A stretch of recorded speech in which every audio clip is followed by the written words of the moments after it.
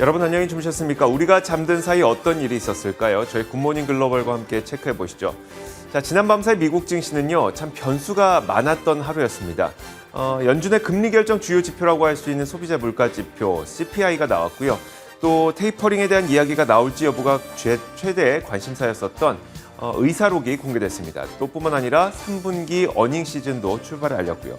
자, 다행히 이런 변수들이 시장에 크게 나쁘게 작용하진 않았습니다. 물론 소비자 물가는 예상보다 높게 나왔고 연준 의사록을 통해서는 테이퍼링이 곧 시작될 것이라는 시그널이 나왔을 뿐만 아니라 3분기 어닝 시즌도 좀 엇갈린 출발을 알렸거든요. 자, 그럼에도 불구하고 S&P 500 지수는 3거래일 만에 반등을 보였습니다. 과연 어떤 일들이 있었던 것인지 자세한 마감 시황부터 살펴보시죠. 전채린 앵커가 전해드립니다. 네, 미국 증시 마감 상황 전해드리겠습니다. 오늘 뉴욕 증시는 다양한 재료들을 소화하는 과정 속에서 끝에는 상승으로 거래를 마쳤습니다. 챙겨봐야 될 내용들이 정말 많았던 하루였는데 일단 인플레이션에 대한 힌트를 얻을 수 있는 9월 CPI 지수, 소비자 물가 지수가 발표됐습니다. 시장 예상치와 전월치를 모두 상회하는 수준으로 나왔는데 일단 수치부터 자세하게 들여다보면 전월보다 0.4%대 상승을 했고요. 또 지난해 같은 기간보다는 5.4% 상승을 하면서 2008년 이후 최고치 흐름을 계속해서 이어갔습니다. 또한 변동성이 큰 음식과 에너지를 제외한 근원 CPI의 경우에는 전월보다 0.2% 상승, 또 전년 대비했을 때에는 4% 상승하면서 인플레이션이 지금 계속해서 이어지고 있다라는 부분을 시사해 주는 수준으로 발표됐습니다. 이 물가 지표가 발표된 이후에 10년물 금리가 급격하게 상승하려는 움직임을 보이기도 했으나 이내 다시 하락 전환 후에 현재는 하락세를 이어가고 있습니다. 다만 금리 인상에 더욱 민감하게 반응하는 2년물 금리의 경우에는 4%대의 오름세를 이어가고 있습니다. 한편 오늘 오후에는 연준의 9월 FOMC 의사록 내용이 공개되기도 했습니다. 테이퍼링 시점에 대한 보다 직접적인 언급이 있었는데요. 이르면 11월 중순, 또 늦어도 내년도 중순부터는 점진적인 테이퍼링을 돌입하는 것이 적절하겠다라는 데에 대한 합의적인 내용이 있었습니다. 그렇지만 시장은 여기에 놀라지 않고 오히려 계속해서 오름폭을 확대해 나가는 모습이었습니다. 계속해서 오늘장 섹터와 종목별 흐름도 확인해 보도록 하겠습니다. 오늘은 대다수의 업종이 상승을 한 가운데 에너지가 0.09% 소폭 하락했고요. 또 금융 섹터만이 0.6% 떨어지면서 비교적 부진한 모습을 나타냈습니다. 실적 호조를 기록했음에도 불구하고 JP모건의 주가가 크게 빠지면서 금융 섹터 전반에 하방 압력을 가했습니다. 또 그 밖에 업종 가운데에는 유틸리티와 자재가 비교적 크게 상승을 하면서 지수를 받쳐주는 하루였는데요. 종목별 흐름 보다 구체적으로 확인해 보도록 하겠습니다. 일단 실적을 발표했던 기업 JP모건부터 봐야겠는데 EPS가 3.74달러로 발표가 되면서 예상치였던 3달러 수준을 상회했습니다. 또 매출 역시도 전망치를 상회하면서 호실적을 발표했는데 그렇지만 이 주가가 올 한 해 동안 27%가량 큰 폭으로 오름세를 이어오고 있기 때문인지 오늘장에서 주가는 호실적을 발표했음에도 불구하고 2.6% 이상 빠지는 모습이었습니다. 다음으로 델타항공 보겠습니다. 조정 EPS가 30센트로 발표됐고요. 예상치였던 15센트를 상회하는 수준이었습니다. 또 팬데믹 이후로는 처음으로 정부 보조금을 제외하고도 순익 전환에 성공을 했는데요. 다만 연료비 상승으로 인해 4분기 수익성은 압력을 받을 수도 있겠다라는 가이던스를 내놓으면서 주가는 5.7%가량 크게 빠진 채 거래를 마쳤습니다. 그 밖에 종목으로는 애플을 보겠습니다. 이 칩 부족으로 인해서 아이폰 13의 생산량을 감축시킨다라는 블룸버그 통신의 보도 이후에 빵주 가운데에서는 오늘 유일하게 약세 흐름을 이어갔습니다. 다만 그 밖에 기술주들은 10년물 국채금리의 하락세에 힘입어서 오늘장 좋은 흐름을 이어갔습니다. 마지막으로는 상품 선물 시장 흐름도 확인해 보도록 하겠습니다. 유가부터 봐야 될 텐데요. 글로벌 에너지 공급 부족 우려 속에서 유가가 최근에 계속해서 오름 오름세를 이어나가고 있었죠. 그렇지만 오늘은 다시금 이 수요가 부진할 거다라는 우려 속에서 유가가 진정세를 나타내고 있습니다. 오펙이 오늘 발간한 보고서에 따르면 올해 원유 수요가 하루 580만 배럴 증가할 전망이라고 하는데 이는 이전에 예상했던 596만 배럴보다 감소된 수준이기 때문에 수요 부진에 대한 우려가 부각이 된 것으로 보입니다. 마지막으로 금 가격 확인해 보겠습니다. 금 가격은 달러와 장기물 금리가 약세를 보이자 여기에 맞서서 비교적 큰 폭으로 오름세를 나타냈습니다. 금 선물 가격은 1.6%나 오르면서 현재 1,794달러 수준 가리키고 있고요. 금 가격과 더불어서 오늘 장에서는 은과 금이 그리고 팔라디움 각종 이 상품 가격들이 동반으로 오름세를 나타냈기도 했다는 부분 참고해 보시길 바라겠습니다. 이렇게 미국장 마감 상황 정리해 드렸습니다.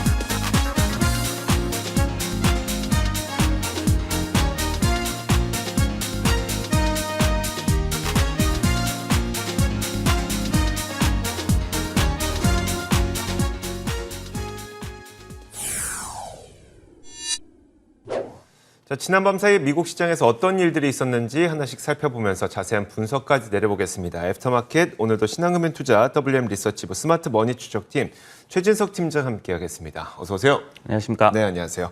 자, 오늘도 키워드 몇 가지 선정을 해봤는데 첫 번째 키워드부터 만나보시죠. 첫 번째 키워드는 바로 이겁니다. 먹고 자는 값.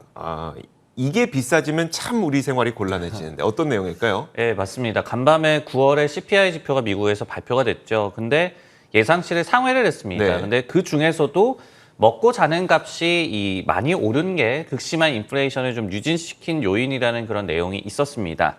식료품 가격이 전달 대비해서 0.9% 상승했고요. 전년 대비해서도 4.6% 급등을 했다라고 하는데 그러면서 작년 4월 이후에 최대 상승폭을 기록했다고 합니다. 특히 육류 가격이 많이 오른 것이 이 같은 식료품 가격 급등의 원인이었다라고 해석이 나오고 있고요. 그리고 이제 거주비, 이 렌트, 그러니까 뭐 월세라든지 이런 임대료 같은 경우에도 0.5% 전달 대비해서 상승을 했는데요. 그러면서 2001년 5월 이후에 최대 상승폭을 기록을 했다고 합니다. 로이터 통신에 따르면요, 이 두 항목이 CPI 상승분의 절반 이상을 차지를 했습니다. 이유는 간단하겠죠. 식료품 가격 급등 같은 경우에는 공급 차질 여파가 직격탄을 때렸다라고 볼 수가 있겠고, 그리고 이게 렌트비 상승 같은 경우에는 팬데믹 완화로 인해서 이제 da시 도심지에 대한 주택 수요가 조금씩 늘어나고 있습니다. 이런 부분들이 월세가 높아질 원인으로 해석이 되고 있습니다. 관련해서 FHN 파이낸셜이라는 기관에서는 거주비가 계속 가파르게 상승한다면은 인플레이션 가속화가 생각보다 더 많이 시장에 반영될 수 있다라고 해석을 남겼습니다. 통상적으로 우리가 올 한 해 동안 관찰하기로는요. 시장에서 인플레이션에 대한 우려가 높아진다거나 아니면 10년물 국채 금리가 상승한다거나 이렇게 되면 보통 기술주들에게는 악재였었거든요. 근데 네. 지난밤 사이에는 오히려 나스닥 지수가 가장 높게 상승을 보이는 그런 현상이 나타났었어요. 기술주가 이런 그 지표에도 불구하고 좋았던 이유는 뭘까요? 네, 그 이유를 정확히 좀 따져봐야겠죠. 네. 이 간단히 말하자면 10년물 국채 금리가 반대로 하락했기 때문입니다. CPI 발표 직후에는 이 급등을 했죠. 10년물 국채 금리가. 네. 그러면서 1.6% 상회를 했습니다. 그렇지만은 급 강화하는 모습을 보여주면서 1.5%대 정도 아니면 그 아래로 이제 떨어지는 모습이 나왔는데 첫 번째로는 헤드라인 이 수치, 물가지표 같은 경우에는 예상치를 상회를 했죠. 하지만은 이제 뭐 식료품 가격, 신선식품 가격이라든지 에너지 가격을 뺀 핵심 CPI 같은 경우에는 전달 대비해서 0.2% 상승, 그리고 전년 대비 4% 상승으로 예상치였던 0.3%, 4% 상승에 부합을 했습니다. 즉, 아직까지는 인플레이션이 일시적이다라는 해석이 남아 있었기 때문에 10년물 국채금리 상승세가 꺾였다라고 해석이 되고요. 그리고 두 번째는 2년물 국채금리 같은 경우에는 CPI 발표 후에 이 급등에 비하면은 좀 진정이 되기는 했지만은 전일 대비해서는 계속해서 좀 상승세를 보였거든요. 그리고 2년물과 10년물 금리 간의 스프레드도 축소가 됐습니다. 무슨 얘기가 되냐면은 2년물, 단기물 같은 경우에는 통화정책 변화에 더욱더 민감하게 반응한다라고 저희가 알고 있죠. 이와 관련해서 마켓워치에서도 인플레이션 가속화가 지속된다. 그러면은 연준의 조기 금리 인상 가능성이 높아진다. 그러면서 경기 하강 전망이 좀 부상을 하면서 10년물 국채금리를 떨어뜨렸고 2년물 국채금리는 상승하는 요인이 됐다. 이런 해석이 나오고 있기 때문에 일단은 10년물 국채금리가 하락하면서 성장주나 기술주가 좋았던 거는 맞지만은 왜 하락했는지 좀 더 이렇게 자세히 따져보는 것이 중요할 것 같습니다. 제가 그 마지막 부분이 좀 이해가 안 돼서요. 그러니까 마켓워치에서 내놓은 자료에 따르면 인플레이션이 가속화될 경우 금리 인상이 될 것이고 그게 오히려 경기 하강을 일으킬 것.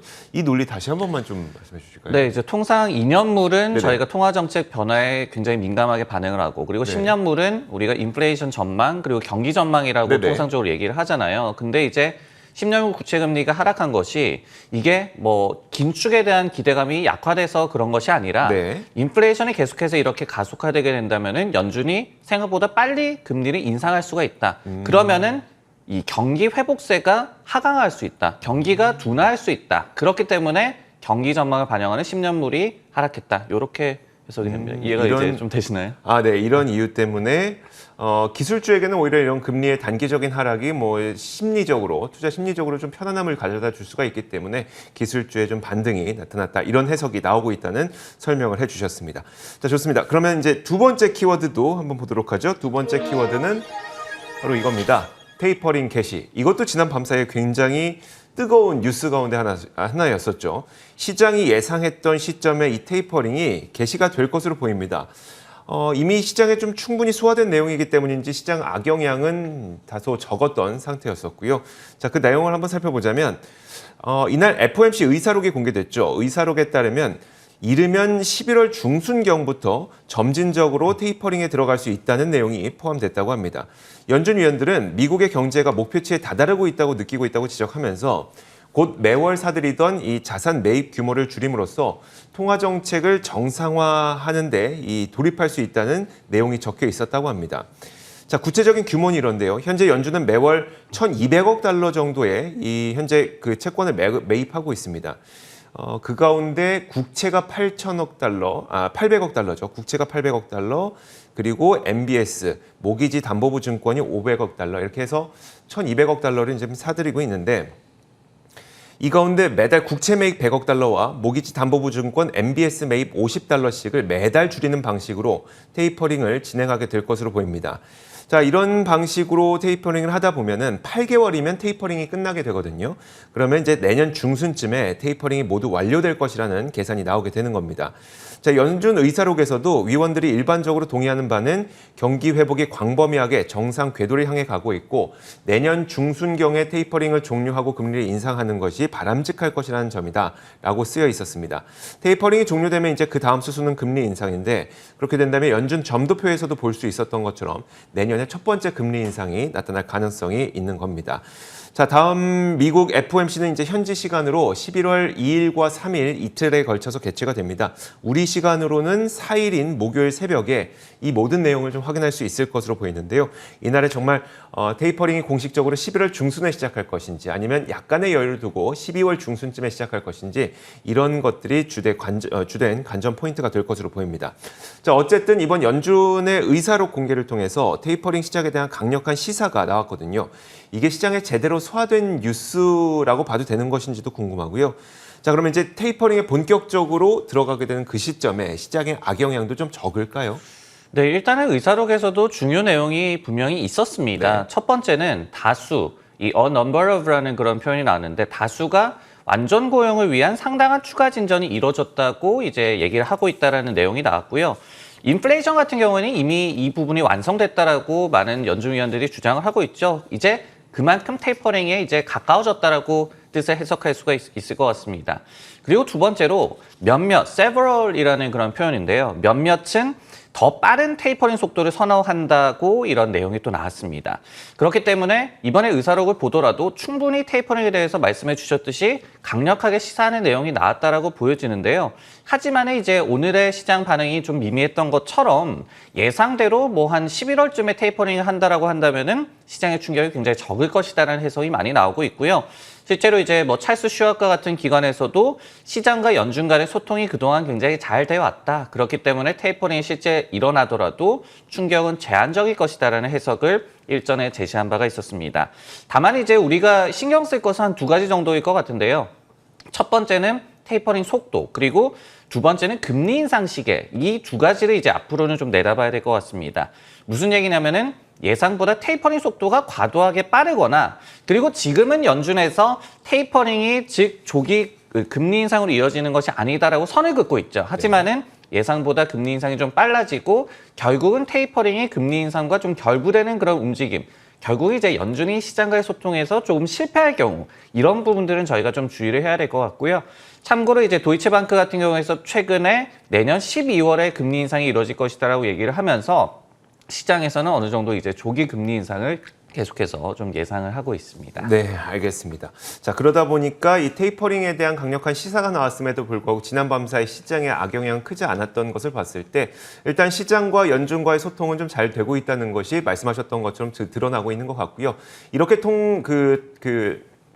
상호관계가 좀 잘 된다면 실제 테이퍼링이 시작됐을 때에도 그렇게 큰 악영향은 나타나지 않을 가능성이 높다는 점도 좀 염두에 두면 좋을 것 같습니다. 자, 다음 키워드도 한번 보도록 하겠습니다. 다음 키워드는 바로 이겁니다. 과거보다는 현재라는 키워드, 그리고 옆에는 온갖 비행기들의 그림. 뭘까요? 이제 어닝 시즌이 오늘 시작이 네네. 됐죠. 근데 이제 항공사들 실적에도 관심이 좀 많으실 것 같아요. 근데 네. 주요 항공사 중에 이제 델타 항공이 처음으로 3분기 실적을 이날 발표를 했습니다. 근데 시장이 과거보다는 지나간 일보다는 현재 또는 미래에 더 주목하는 그런 반응이 나와서 내용을 전해드리도록 하겠습니다. 사실 이제 델타 항공의 3분기 실적 그 결과 자체는 괜찮았습니다. 매출이 91.5억 달러였고요. 그러면서 컨센서스를 약 한 7억 달러 정도 상회를 했고, 그리고 이제 무엇보다도 이번에 12억 달러 순이익이 났다라고 발표를 했는데요. 이게 코로나19 팬데믹 이후에 두 번째 흑자고, 그리고 특히 정부 지원을 제외한 기준으로는 처음 흑자를 기록한 것입니다. 근데 그럼에도 불구하고 주가가 약 한 6% 정도나 급락을 했어요. 왜냐? 금방 적자로 전환할 것을 경고를 했기 때문이었습니다. CEO가 현재 사측은 4분기에는 소폭 적자를 기록할 것으로 예상된다라고 얘기를 했고요. 이 무엇보다도 연료비 상승이 좀 이 주요 원인이다라고 얘기를 했습니다. 그러면서 올해만 해도 연료비가 60% 정도 상승을 했고 지난달만 하더라도 20% 정도 상승을 했기 때문에 이런 비용 부담이 현재 그리고 미래 이익에 좀 악영향을 끼칠 것이다라고 경고를 하고 있습니다.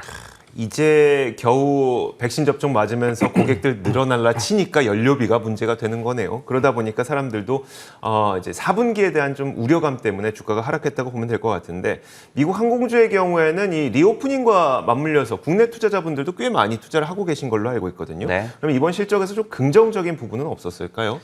긍정적인 부분도 분명히 있었습니다. 첫 번째는 수요는 강하다라는 점이 이번에도 입증됐다는 네. 점이 되겠죠. 경영진에 따르면은 추수감사절이라든지 크리스마스 역시도 이 항공편에 대한 수요가 굉장히 강할 것으로 예상이 되고 있습니다. 두 번째로 이제 비싼 항공편, 프리미엄 항공권에 대한 수요가 특히 강했다라고 얘기를 했는데요. 경영진에서도 소비자들이 이 코로나19 락다운을 좀 견디면서 돈을 많이 쟁여놓은 것 같다라고 얘기를 하기도 했습니다. 근데 이제 프리미엄 항공권 이 수요가 특히 강했다라는 얘기는 출장용 수요가 좀 살아나고 있다는 뜻으로도 해석이 가능해요. 왜냐면은 우리가 여행을 갈 때는 이 최저가 항공편을 찾지만은 출장은 굉장히 비싼 항공편을 회사가 내주니까요. 찾거든요. 네. 그리고 또 하나는 출장은 갑작스럽게 가는 경우가 많기 때문에 그렇죠. 그럴 때 이제 항공편 가격이 높아지는 건데, 그렇기 때문에 프리미엄 항공권 수요가 강하다라는 것은 출장 수요가 조금씩 회복되고 있다는 의미가 되고 그리고 경영진에서도 실제로 9월의 노동절 이후로 회복세가 다시 한번 나타나고 있다라고 얘기를 했습니다. 이렇게 긍정적인 요소도 관측되는 가운데 이제 다른 항공사들이 실적을 발표할 차례를 기다리고 있는데요. 타 항공사의 최근 상황을 보여주는 이 뉴스플로우를 좀 말씀을 드리자면은 아메리칸 항공 같은 경우에는 오는 21일에 실적을 발표할 예정인데요. 그 전에 10월 12일에 3분기 손실이 예상보다 적을 것이다라고 얘기를 하면서 시장의 좀 기대감을 높였습니다. 그리고 사우스웨스트 항공 같은 경우에는 최근에 항공편이 대거 취소되면서 좀 어려움을 겪었죠. 근데 이날은 이제 1% 정도만 취소가 됐다라고 얘기를 하면서 좀 정상화에 가까워지고 있다는 코멘트를 전하기도 했습니다. 결국은 이제 에너지 가격, 그러니까 연료비만 좀 안정화된다면 이들도 본격적으로 실적 개선되는 시기를 경험할 수 있겠다는 얘기가 되겠네요. 알겠습니다. 자, 다음 키워드도 보도록 하겠습니다. 다음 키워드도 비행기 얘기인데요. 한번 보도록 하죠. 비행기 그림 보이시죠? 그린 수소 비행기라는 키워드를 썼습니다. 요즘 시장에 핫한 단어는 다 들어가 있어요. 그린도 들어가 있고 수소도 들어가 있고 비행기도 들어가 있습니다. 어떤 내용일까 보도록 하죠. 자, 플러그 파워라는 기업에 대한 이야기인데요. 자, 미국 수소연료 기업인 플러그 파워가 유럽의 비행기 기업인 에어버스와 손잡고 그린 수소 비행기를 개발하기 위한 파트너십을 체결했다는 소식을 내놨습니다. 제목에서 보시는 것처럼 에어버스뿐만 아니라 이번에 플러그 파워는 필립스 66이라고 하는 미국의 에너지 기업과도 파트너십을 체결했습니다. 자, 그러면서 이 소식과 함께 플러그 파워의 주가는 12%나 급등하는 움직임이 나타났는데요. 자, 이번 파트너십을 통해서 에어버스는 플러그 파워와의 협력 관계를 통해서 그린 수소 연료를 항공 여행에 적용하는 것이 가능한지 여부를 공동 연구하게 된다고 합니다. 자, 플러그 파워가 디자인하는 수소 인프라가 또 공항에 설치될 가능성도 높아지다 보니까 이런 것들이 주가에 반영되면서 큰 폭의 주가 상승을 기록하게 된 것이고요. 에어버스는 이런 과정을 통해서 2035년까지 탄소 배출 제로 비행기를 공개하겠다는 목표를 밝혔습니다. 앞서 말씀드렸던 것처럼 플러그 파워는 에어버스뿐만 아니라 필립스 66이라고 하는 미국의 에너지 기업과도 파트너십을 맺었다고 말씀을 드렸었죠. 자, 그 필립스 66은 코노코 필립스라고 검색하시면 아마 나올 겁니다. 코노코 76과 필립스 66이 합쳐져서 이제 만들어진 게 코노코 필립스라고 하는 에너지 기업인데 어쨌든 그 자회사입니다. 자, 이번에 이 플러그 파워는 필립스 66과 파트너십을 체결했는데 생각해 보시면 수소 연료를 통해서 날 수 있는 비행기를 만든다고 무조건 비행기가 날 수 있는 건 아니죠. 수소 연료를 만들어내는 그런 연료 체계도 필요합니다. 그렇기 때문에 필립스 66은 그 플러그 파워와 산업용 혹은 운송용 저탄소 수소 연료를 개발하기 위한 파트너십을 체결했다고 밝혔고요. 자, 이제 겨우 파트너십을 체결한 것이기 때문에 어쩌면 상당히 먼 이야기일 수도 있습니다. 그럼에도 불구하고 이 소식은 투자자들을 매우 흥분시킬 수 있는 뉴스이기 때문에 주가 상승에도 꽤 큰 도움을 줬던 것으로 보이는데요. 자, 그렇다면 이제 이번 파트너십이 갖고 있는 의미는 무엇인지도 좀 해설이 필요할 것 같고 플러그 파워에 대한 최근 들어서 이 월가의 시각도 궁금한데요. 네, 이제 플러그 파워와 에어버스 간의 파트너십 그 내용을 들여다보면은 플러그 파워는 공항의 그린 수소 인프라 구축 시나리오를 고안하고 네. 그리고 에어버스는 관련된 항공기의 특성과 관련한 인사이트를 제공한다 이렇게 설명이 나와 있어요.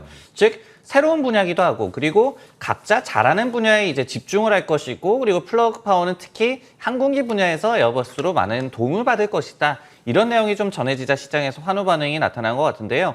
이 밖에 이제 마침 이날 모건 스탠리에서 플러그 파워에 대해서 기존의 동일 비중에서 비중 확대로 투자 의견을 상향 조정을 했습니다. 그러면서 목표 주가도 35에서 40달러로 올렸는데요. 성장 가속화 그리고 규제 쪽에서의 어떤 호재, 규제가 뭐 풀린다는 얘기가 되겠죠. 그리고 이제 리스크 대비한 기대 수익률을 감안하면은 플러그 파워가 수소 경제 사회에서 리더가 될 수 있다라고 얘기를 했습니다. 플러그 파워 주가가 한때 좀 불타올랐을 때가 있었죠. 맞아요. 근데 최근에는 네. 좀 침체된 그런 이 결과를 낳았었는데 이번 파트너십을 통해서 뭐 투자 의견도 추가로 좀 개선이 될지 좀 더 지켜봐야 될 것 같습니다. 네, 알겠습니다. 일단 뭐 더 지켜봐야 되겠지만 모건 스탠리 쪽에서는 비중 확대로 이 투자 의견을 상향 조정한과 동시에 이런 뉴스가 나오니까 지난밤 사이 12% 정도 플러그 파워의 주가가 올랐습니다. 자, 지금까지 신한금융투자 WM 리서치부 스마트머니 추적팀 최진석 팀장과 함께했습니다. 고맙습니다.